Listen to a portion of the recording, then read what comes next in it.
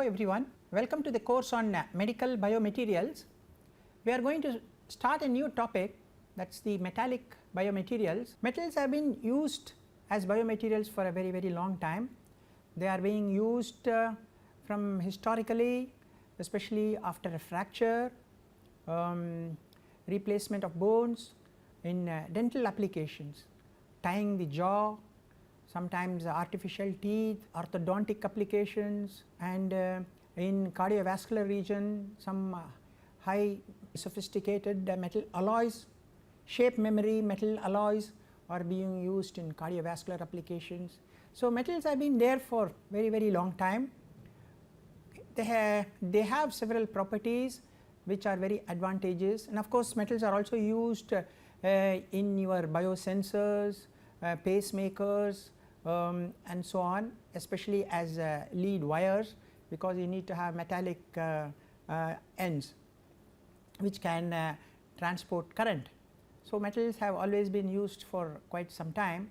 So, we are going to spend some time on metallic biomaterials, where they are being used, what are their properties, their advantages, disadvantages, and so on. Actually, as you know, they have got many advantages. Of course, they also have disadvantages, like number one, corrosion. So, corrosion could lead to metals losing their properties. Metal erosion could happen because of corrosion. That is one thing. Another thing is, metals are very strong, and when they are used next to bones, the most of the load may be taken up by the metals and not by the bone. So, that is called stress shielding. So, metals have that disadvantage, that because of stress shielding, the bones do not take the weight, but all the time metals take the weight. That is another disadvantages of metals. So, that is why new metals alloys are being invented, so that their and the modulus tries to match with that of the bone. Okay, so, we will look at some of these properties and some of the advantages in the next few classes. These are called the metallic biomaterials. Okay. So, where they are used, like I said, bone and joint replacement, joint surgery, lot of metals are used, chromium, nickel, bone after a fracture they use titanium screws, stainless steel implants. Okay. Dental implants, okay. Titanium is widely used, especially when they are implanting an artificial tooth, because the titanium screw acts as the anchor with the jaw. Okay. Maxillo and craniofacial reconstruction after an accident, if there is a lot of damage to the jaw and rest of the bones in the head, metal wires are used quite a lot to tie up all these ends.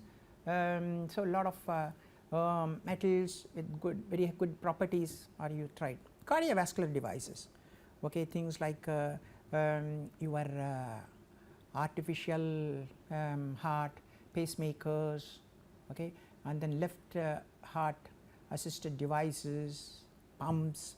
So, all these are cardiovascular devices. Titanium is regularly used in pacemakers, okay.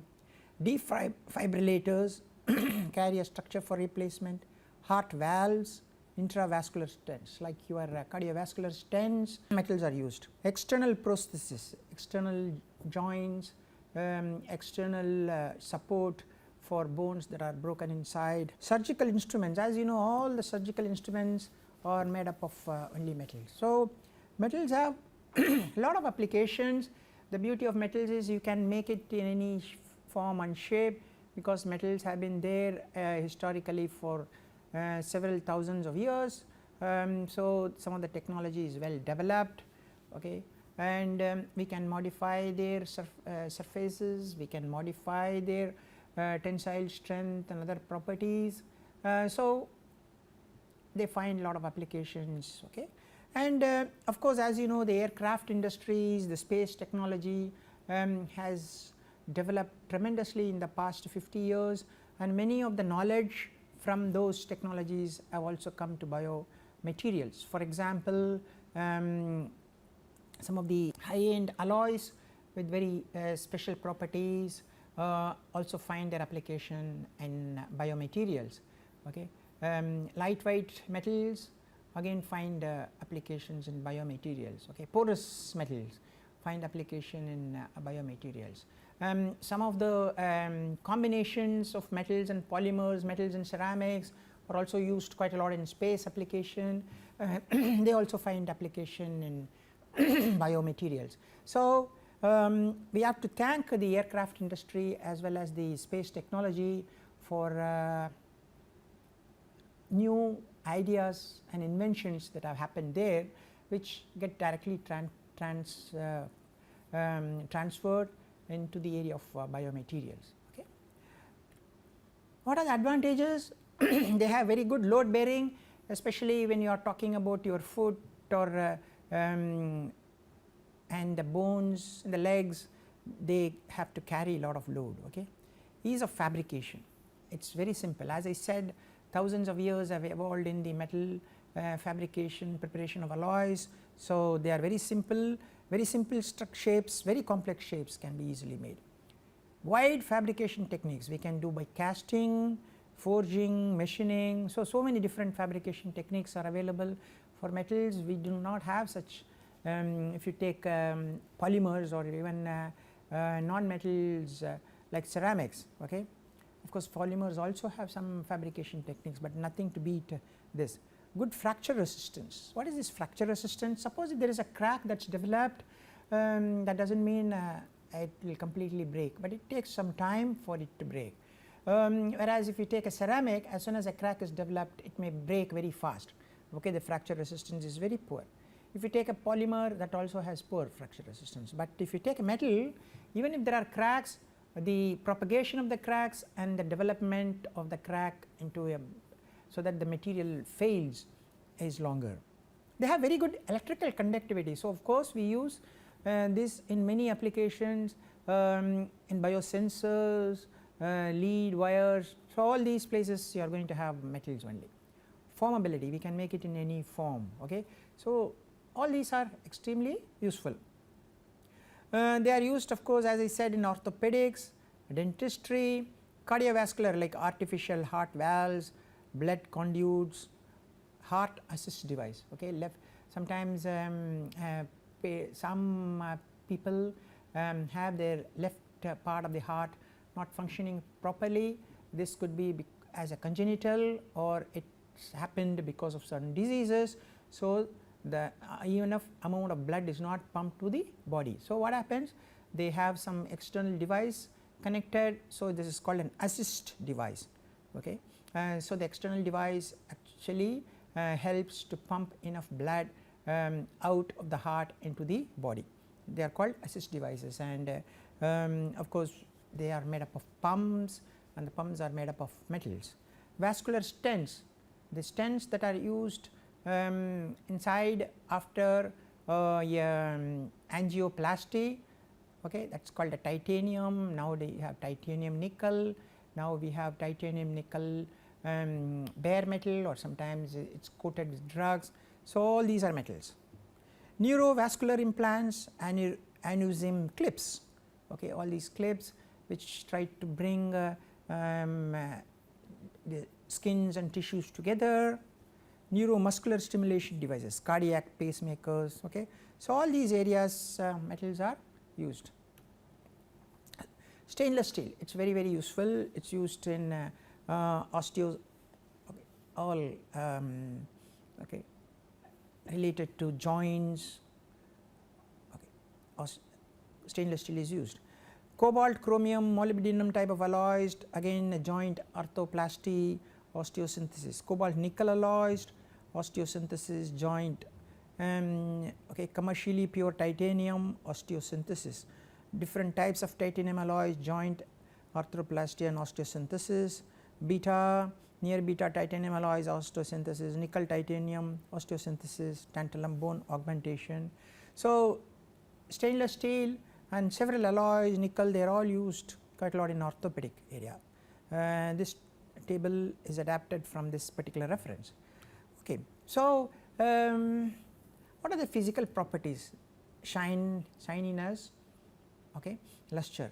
That is not really important if the material is placed inside the body, but it is important if it is outside the body. Good conductor of heat and electricity. So, that is useful. So, it can quickly dissipate heat, okay, and unlike polymers which will not dissipate heat. High density, okay. So, they are heavy for their size. So, a small piece of metal may weigh much more than the similar size of polymer. High melting point, that is also very useful, okay. Ductile, so we can draw it into very thin wires. So, especially if you are connecting many parts, then it has to be metallic wires, okay. Malleable, we can hammer it and make it into very thin shapes. That is the beauty of metal. So, we can have very thin material, thickness going right up to microns. It may be very difficult for you to make it in non-metals. These are physical properties of metals. Similarly, we have chemical properties. They easily lose electrons, so they can get charged on the surface. They are surface reactive. So, if you want to add some surface groups or modify the surfaces, these metals are very good.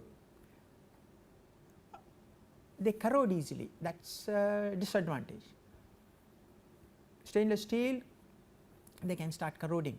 That is why now stainless steel is good for short duration. Ideally, titanium may be better for long duration. So, the corrosion is a problem. When it starts corroding slowly, the material can wear away, okay. So, if I am having a joint and slowly apart from the normal mechanical wearing, if there is going to be corrosion, they can start wearing out, and corrosion also can form oxides. These oxides could be having lesser strength when compared to the metal. So, there could be changes in mechanical properties. So, mechanical properties changes because of corrosion, because of wearing, because of oxide formation, and so on actually. So, that can also happen over a longer period of time. Okay. Titanium, okay. Titanium is used quite a lot, 2.2 million pounds of titanium implanted every year. That is a big number, okay. So, even if you suppose you divide by 2.2, then that is 1 million kg of titanium implanted. Hip joints, bone screws, okay. So, if they are keeping a metal next to a broken bone, they are connected by screws. Knee joints, lot of metals and lot of alloys, cobalt, chromium are used. Bone plates, stainless steel, titanium, dental implants, surgical devices, pacemakers, all these titanium is used. Titanium, the beauty of it is its resistance to attack by body fluids, okay, and it has got a very high strength and low modulus, unlike stainless steel. Stainless steel has very high modulus, if you remember, almost 200 plus, okay, whereas titanium is almost half. But of course, we need to still come down if you want to match the bone, which is about 40 or something. So, titanium of course is trying to come down. So, titanium alloys are coming down below 100. There is something called commercially pure titanium, CP titanium. So, most load bearing permanent implants because they have low density, okay. So, their modulus is slowly closer to the real bone. They have good corrosion properties, okay, but they have poor properties in articulation. That is the disadvantage of this particular material, but otherwise the CP titanium has got a lot of advantages. Titanium alloys, there are many other metals like vanadium, aluminum, niobium, molybdenum, iron are mixed with titanium to form alloys. These alloys have very good properties, okay. They reduce the modulus further, okay. They also try to give them shape memory property. Stainless steel, of course, it is very cheap, so it is widely used, 316 and 316L. This L means it has got less carbon, okay. So, it is much better than 316. So, 316L is used in many implants, okay. but stainless steel is widely used because they are cheap, they have a lot of good properties, okay. They give good strength, hardness and so on, but of course it can corrode inside the body, especially when they are stressed, when you have oxygen depletion, and when they are in contact and screws or fracture plates. Okay. So, they are good for temporary implant purposes, okay. Fracture plates. Idea is once the fracture is healed, they can be removed, screws, hip nails. So, we call this more of a temporary implant. Hydroxyapatite coating, this is a inorganic material, hydroxyapatite. Okay. So, what it does? It improves the surface property, it helps for osseointegration. For example, if I use stainless steel, it is very inert.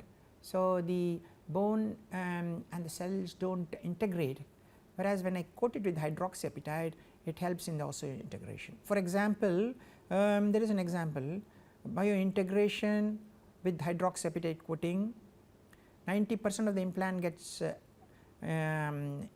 biointegrated with the bone in 10 months contact, whereas if it is pure titanium without any coating of HA, in 10 weeks 50% of the in 10 months 50% of the implant only contact in 10 months. So, it is of course not very good, and as you can see hydroxyapatite is much better.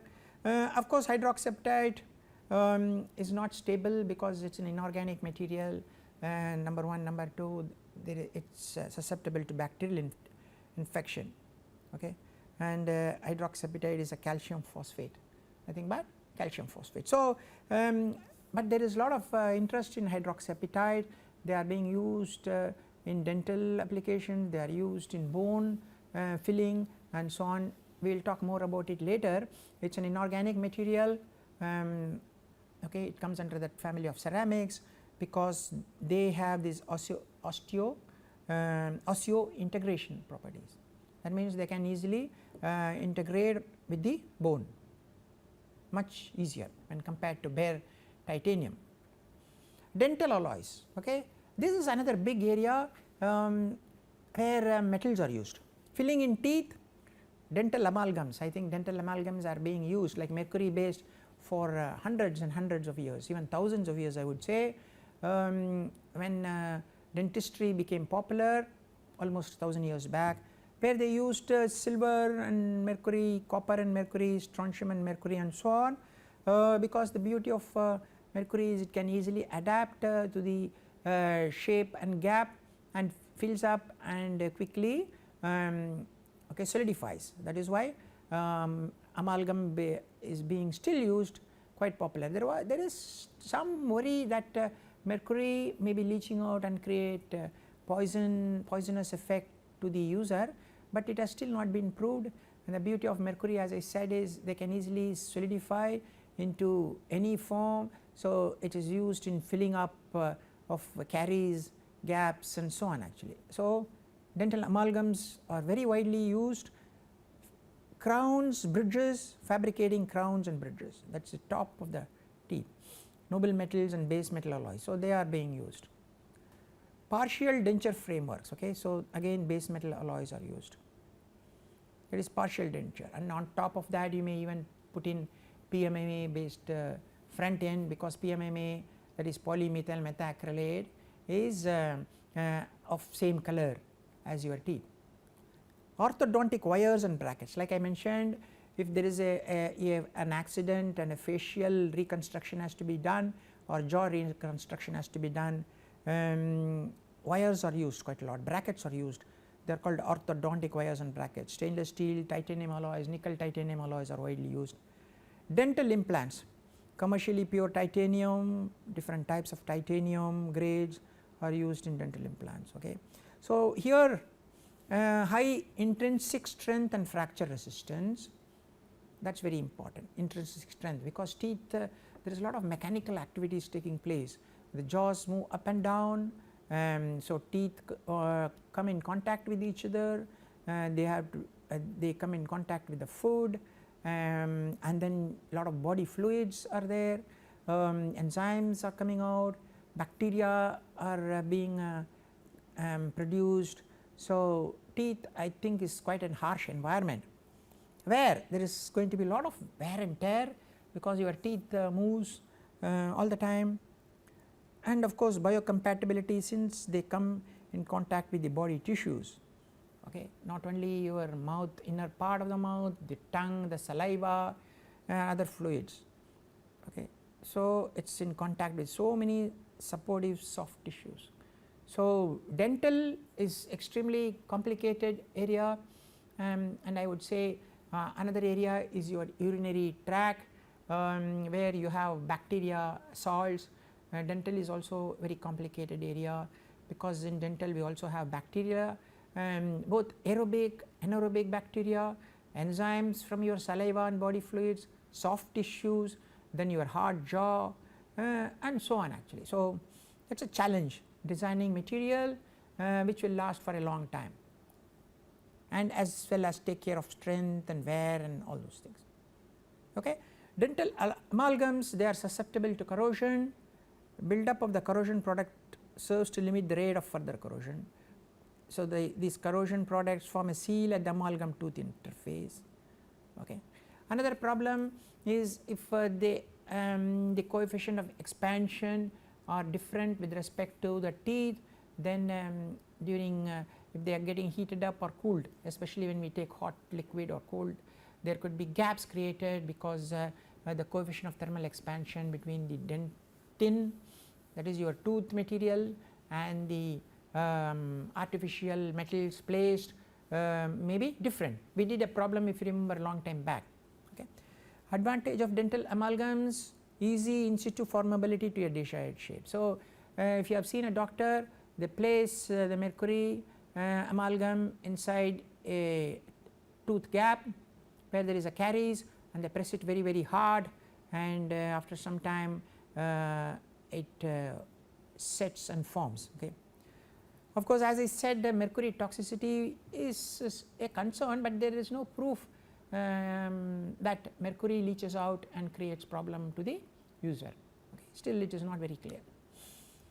Alloys, dental casting alloys, gold, cobalt, nickel, titanium, all these are used, they are used for making dental bridges. Okay. So, if you are connecting one tooth to another top portion, crowns, making of the top of that.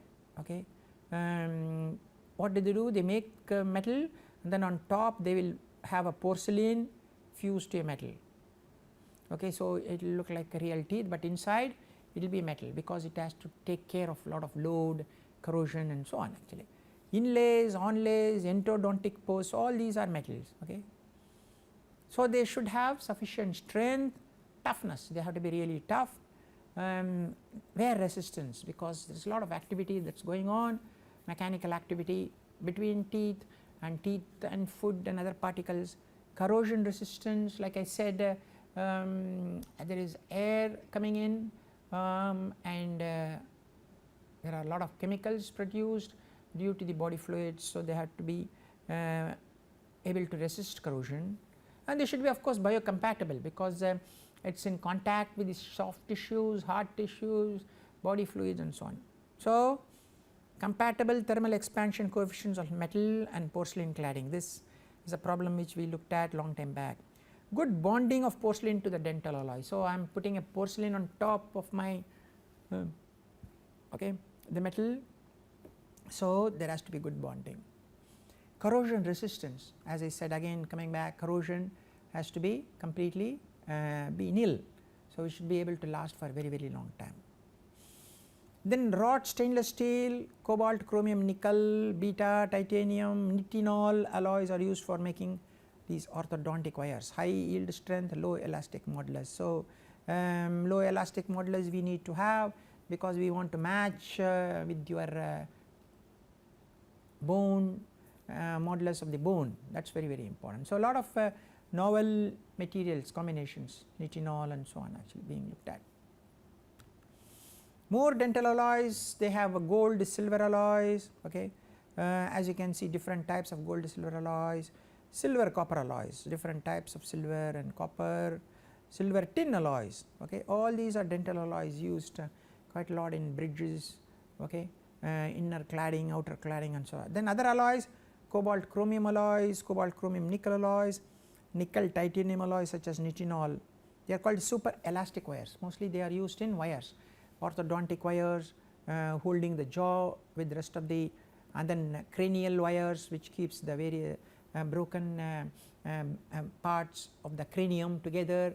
So, lot of metals are used in this particular area. Okay. So, lot of metals and alloys, as you can see, chromium, nickel, titanium, and then of course the metal amalgams, all are used in dental applications. Okay. So, let me show some pictures. Look at this. This is commercial pure titanium. Okay. So, these are called titanium cages. They are used in bone segments. If there is a breakage and the bones, there is a gap between bones, they put in titanium cages. Okay. How do they may fill up with HA, sometimes they fill up with allograft. That means they will take some parts of the bones from the patient, powder it, they may fill it up. Sometimes they may put in calcium sulphate, hydroxypyrate, and then I put this material back and fill up the gap. Okay. Commercially pure titanium, these are cages. These are titanium nickel, anodized titanium nickel, as you can see, different types of anodized titanium nickel combinations here used here. Okay, so we can see the titanium cages here, the one which I showed in the previous picture. Okay, so they may have allograft or calcium sulphate filled, which is put here, as you can see, and then there is a nail which may go like this, that is called the intramedullary nail with titanium allograft cages here. So, this is a defect where you have the bones and there is a big gap that is created, that is called a long bone segment defect. So, they keep the titanium allografts, and there is a medullary nail which runs through, again that nail, it is called the intramedullary nail, again that is made up of metal. These are stainless steel bone plates used after fracture, as you can see. So, this you have the bone and you have this plate, and they are attached with each other using screws here. So, we can have screws all along, as you can see in this picture. So, they keep the bone plate here, and this is an X-ray picture. They keep the bone plate here and they are screwing it up here, okay, to the bone. Okay, depending upon how stiff you want to have the bone plate connected to the bone, either you can make it very flexible and very minimal fixing, or we can have maximum fixing by having more screws here, as you can see in this picture. Magnesium is also used or being looked at as a possible candidate instead of titanium for long bone segmental defect, especially if the gap between bones are very long, because magnesium has this biodegradable property unlike titanium. So, hopefully once the bones have joined with each other, by the time magnesium will slowly start degrading. Okay. This is called a magnesium cage. These are magnesium tubes, whereas if you are using titanium, it will be remaining there permanently. So, can we have a biodegradable material, slowly biodegradable material, so that once the bone has formed, maybe it can completely disappear. So, magnesium is being looked at as a possible biodegradable material for long bone segmental defect. Okay. So, in the titanium cage, as I said, they may fill it up with calcium sulphate or hydroxypyrate or even allografts. Allograft means from the patient himself or herself, they may take the powdered bone and fill it up and then keep the titanium cage in that gap. Okay, that is called allograft. Okay, so these are some titanium bone plate, as you can see in this picture. Okay, same thing, just like stainless steel bone plate, We also have the titanium bone plate here. This is used as a fracture, and it is, as you can see in this fracture picture, they are kept here, and you can see the X-ray pictures here, and then you can screw it up. Okay, all these holes are used for screwing it up with the bone. These are two different pictures. So this titanium is able to hold your bone well in its place. These are some photographs courtesy of the Christian Medical Center. It is in a hospital in Vellore, South India, one of the best hospitals for quite a lot of orthopedic surgery. So we got these pictures from Dr. Bhupalan of CMC Vellore, who is an orthopedic surgeon. So stainless steel bone plates, stainless steel bone plates, titanium bone plates are used quite. Magnesium is being also looked at for long bone segmental defect, that is filling up of gaps between two bones, or even titanium cages, okay, filled with some inorganic material as a possible filler for curing long bone segmental defects. Okay. So we will continue in the next class more on the properties of metals and advantages and disadvantages of various materials. Thank you very much for your time.